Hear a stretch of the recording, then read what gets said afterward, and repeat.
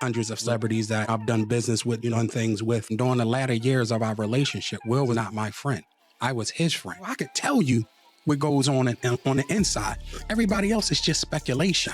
And then I saw acts that when I walked in on. Who'd you walk in on? Him and Dwayne Martin. Door to Dwayne's dressing room, and that's when I see Dwayne and having sex with Will. There was a couch, and Will was bent over on the couch, and Dwayne was standing up, killing, like murder.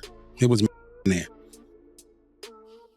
Once upon a time, Will Smith was seen as one of Hollywood's safest and most loved stars. He dominated the box office for years, headlining massive blockbuster movies throughout the 2000s and 2010s, and built an image that felt untouchable. Clean reputation, family man branding, global appeal. But over the past few years, that image has slowly cracked, and the public's perception of him has shifted in a way nobody expected. Will went from respected leading man to non-stop internet punchline almost overnight. A lot of that shift came after his wife, Jada Pinkett Smith, openly discussed their unconventional marriage and her past relationships with other men. Those revelations turned Will into a viral talking point, with social media clowning him relentlessly. Then came the Oscars moment, when Will struck Chris Rock on live television while trying to defend his wife. Instead of restoring respect, the incident did the opposite. For many fans, that was the breaking point. And just when it seemed like the situation could not get messier, things escalated again.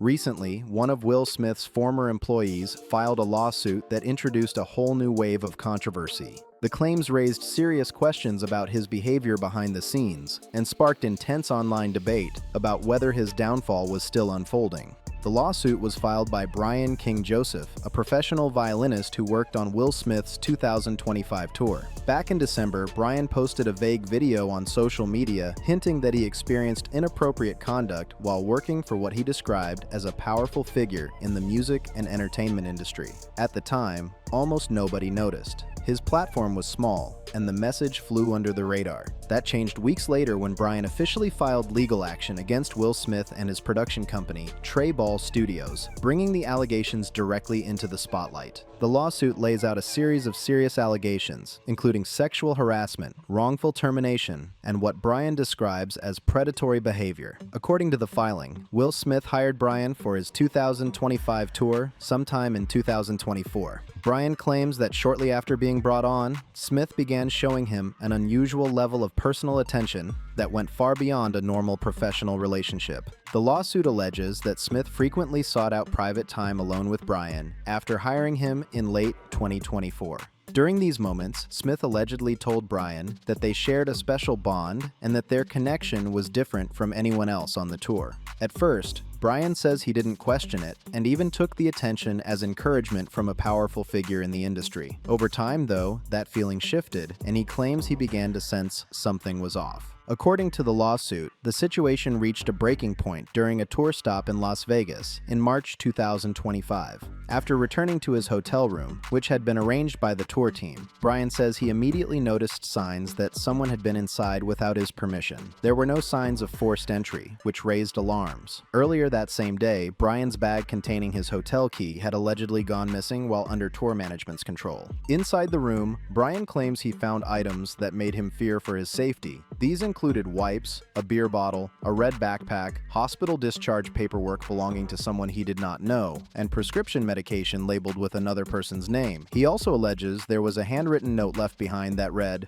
"Brian, I'll be back no later than 5:30, just us," followed by a heart symbol. Brian interpreted the note as a threat and says he feared someone intended to return to the room. After discovering this, he reported the incident to hotel security, contacted the local police through a non-emergency line, and notified Smith's representatives. According to the lawsuit, hotel security reviewed surveillance footage after Brian reported the incident. Brian claims the footage showed that only members connected to Will Smith's management team were seen entering and leaving the area near his room. Based on that review, there was no indication of a break-in by an outside party. The implication, according to Brian, was that whoever accessed the room had internal access through the tour operation. Brian says he brought these findings directly to Will Smith's management and asked for an explanation. Instead of opening a formal investigation, the lawsuit alleges that his concerns were dismissed almost immediately. Brian claims one member of the management team accused him of fabricating the story, criticized him for speaking up, and terminated his role shortly after the confrontation. Days later, Brian was informed that the tour was moving in a different direction.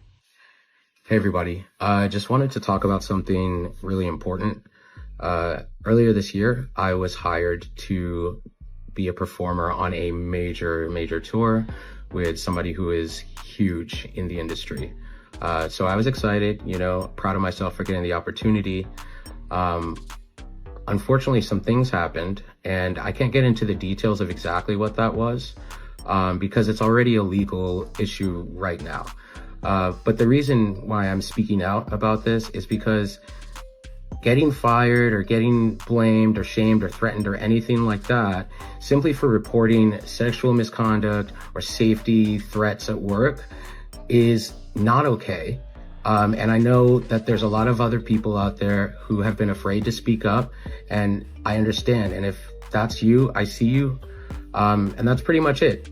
More updates to come soon, He claims this explanation felt hollow, especially since another violinist reportedly replaced him almost right away. In the lawsuit, Brian argues that the timing of these events shows a clear pattern, one where raising concerns led directly to retaliation. Brian further alleges that the entire situation reflects what he describes as grooming behavior, claiming he was gradually placed in a vulnerable position under the guise of mentorship and opportunity. He believes the attention, access, and pressure were intentional and designed to test boundaries rather than support his career. The lawsuit also references broader industry conversations, where similar allegations have surfaced involving powerful figures. Brian's filing draws a comparison to claims made against Sean Combs, also known publicly as Diddy, where a former collaborator accused him of inappropriate conduct tied to career advancement. Brian emphasizes that he is not stating these situations are identical, but says the patterns feel familiar. Brian maintains that he refused to participate in anything he felt crossed personal or professional lines. He claims that once it became clear he would not comply, his position on the tour quickly disappeared, reinforcing his belief that his removal was not about performance, but about control and silence. In separate allegations tied to the music industry, another former collaborator claimed he woke up in a bed next to Sean Combs and was told that the situation was normal and simply part of how the industry worked. According to those claims, he was allegedly told that if he wanted to advance his career, he would need to accept certain uncomfortable situations. Brian points to stories like this as examples of what he believes are long-standing power dynamics in entertainment. Brian alleges that Will Smith followed a similar pattern with him. According to the lawsuit, Smith allegedly positioned himself as a mentor, making Brian feel valued and chosen. Brian claims this created a sense of trust and emotional closeness, which slowly lowered his defenses. Once that trust was built, Brian believes the situation escalated in a way that crossed professional boundaries. Brian alleges that the note left in the hotel room was not random, but intentional, and meant to test his reaction. He claims that if he had responded differently or stayed silent, his career path on the tour may have continued or even expanded. Instead, he says that speaking up immediately shifted how he was treated. The lawsuit argues that after refusing to engage in anything that made him uncomfortable, Brian was removed from the tour. He claims this sequence supports his argument that retaliation followed his refusal. Brian is now seeking compensation for wrongful termination, harassment, and emotional distress, stating that the experience caused lasting psychological harm. Will Smith's legal team later issued a statement denying all allegations. In response to the lawsuit, his representative said, "Mr. Joseph's allegations concerning my client are false, baseless, and reckless. They are categorically denied, and we will pursue all legal remedies available to address these claims and ensure the truth comes to light." Brian's supporters point out that similar denials have been made in other high-profile cases in the past. When Cassie Ventura filed a lawsuit against Sean Combs, those claims were also denied before the case was settled. Brian's lawsuit now moves forward, with the outcome still undecided. Beyond the current lawsuit accusing Will Smith of grooming and harassment, there are also renewed discussions online about long-standing rumors surrounding his private life. These claims are not new and have circulated for years without being proven. The lawsuit itself does not make statements about sexuality, but critics argue it has reopened old speculation that has followed Smith throughout his career. Back in November 2023, A man who identified himself as Will Smith's former personal assistant made allegations during an interview, claiming he witnessed Smith and actor Dwayne Martin in an intimate situation. The interview was conducted on a platform hosted by Tasha K, where the assistant described events he said occurred while he was employed by Smith. Smith's representatives responded quickly, calling the claims completely fabricated. Both Will Smith and Jada Pinkett Smith publicly dismissed the story as false and irresponsible, suggesting the accusations were an attempt to extract money. They also stated that they were considering legal action for defamation. However, no public lawsuit followed those statements, and the matter faded without resolution. Supporters of Smith point out that rumors and speculation do not equal proof. Others argue that the pattern of accusations, combined with the current lawsuit, has caused renewed scrutiny of his behavior behind the scenes. At this stage, all allegations remain unproven and are being contested. Some critics also revisit Smith's early career struggles as context for how badly he once needed stability in Hollywood. Before starring in The Fresh Prince of Bel-Air, Smith has openly admitted that despite success as a rapper, he faced serious financial problems. He spent heavily, released an album that underperformed, and failed to properly manage his taxes, leaving him owing significant money to the IRS. By Smith's own account, that period placed him under immense pressure to secure a major opportunity. He has previously said, "We released our next album, and it was a flop." That moment marked a turning point in his life and career, one that ultimately led him into television and later Hollywood superstardom. Will Smith has openly talked about how bad things got for him during that period of his life. Because of these allegations, these things that a whole wide variety of reasons. It isn't a very simple answer. I left because my wife wanted me to, and also because I wasn't making any money, because all the money flows, of course, to my father, always has. I was also tired of the fraud and the deception, plus his deep involvement in personal use of drugs on himself and others, black magic. When you say black magic, what are you talking about? I mean, some of the things that I read in the stack of material, it sounds just absolutely unbelievable. What are you talking about when you say this? Well, the funny thing is that the actual truth is about as far out as Scientology itself. Really, the basis of Scientology, which is rather hidden and covered over, is the occult, the deep involvement with satanic powers. That he felt that he was deeply involved with a British black magician called Aleister Crowley, and through putting himself in deep hypnotic trances and the use of drugs on himself, he wanted to become the most powerful. He described it as a complete financial collapse, explaining that he had burned through his money and failed to properly handle his taxes. He later admitted that it wasn't about trying to dodge the IRS, but more about being careless and overwhelmed. Eventually, the IRS stepped in and seized his assets, leaving him flat broke. Smith has said that being famous while broke was one of the most uncomfortable experiences of his life. People still recognized him everywhere, but instead of pulling up in luxury cars, he was riding public transportation. He was known but struggling, and that kind of pressure hits differently. Fame without financial security only made his situation feel more exposed. At that point, Smith's career was at a crossroads. He had back taxes piling up, no real safety net, and limited options. Everything changed when he crossed paths with Benny Medina, who was developing what would later become the Fresh Prince of Bel-Air. The two connected instantly, and Medina saw potential in Smith beyond music. Medina eventually invited Smith to a private industry event, a birthday party hosted by Quincy Jones. At the time, Jones was one of the most powerful figures in entertainment, with the influence needed to get a new show off the ground. Smith has said that meeting Quincy was a defining moment for his future. According to Smith's own retelling, Quincy cleared space at the party and asked him to audition on the spot. Smith performed right there, reciting lines and showing his personality in front of some of the most connected people in Hollywood. That impromptu audition led directly to him landing the role that saved his career. Over the years, rumors have circulated online suggesting there was more to that night than what Smith has publicly described. However, no evidence has ever surfaced to support those claims. What remains confirmed is that this moment marked the turning point that pulled Will Smith out of financial ruin and launched him into television stardom. There have long been rumors within the entertainment world about powerful figures shaping young talent in questionable ways. Over the years, some industry insiders have made unverified claims involving Quincy Jones and other rising stars from past eras, including speculation tied to Tupac Shakur. These stories circulate heavily online, but they remain rumors without proof, and are often repeated without direct evidence. What adds complexity to the conversation is the history surrounding Benny Medina, a powerful manager whose name has appeared in serious allegations over the years.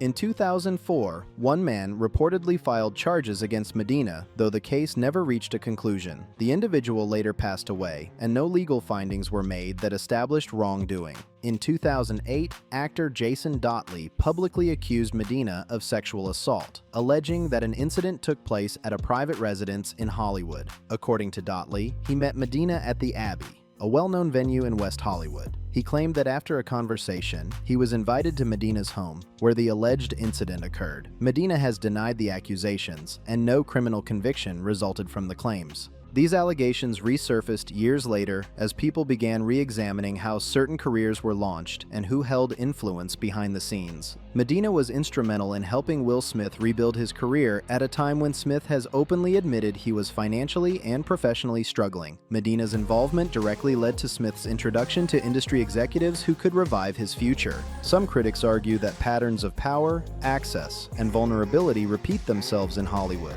Others caution against drawing conclusions based on allegations alone. What remains clear is that the entertainment industry has a long history of blurred lines between mentorship and control, and many stories never receive full clarity.